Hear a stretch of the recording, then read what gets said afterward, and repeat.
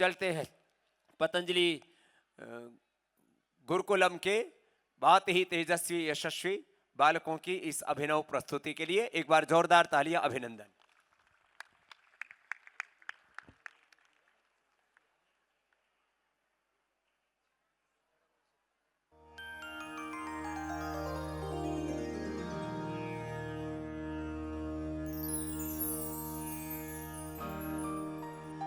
ईश्वर सच्चिदानंद स्वरूप सर्वशक्तिमान दयालु और न्यायकारी है।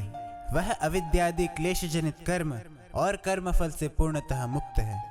हम सब उनकी अंशरूप उनकी संतानें हैं। वही हमारे माता पिता, बंधु भ्राता और सच्चे सखा है।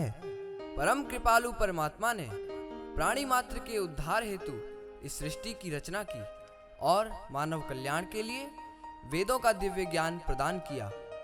वेद सब सत्य विद्याओं का आधार और सभी के लिए समान रूप से प्रकाशमान मार्गदर्शक है।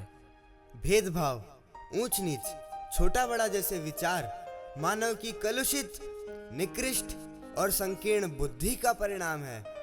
वेद ईश्वरीय ज्ञान है जो निर्मल हृदय में तप, त्याग और ज्ञान के बल से ही प्रकट होता है।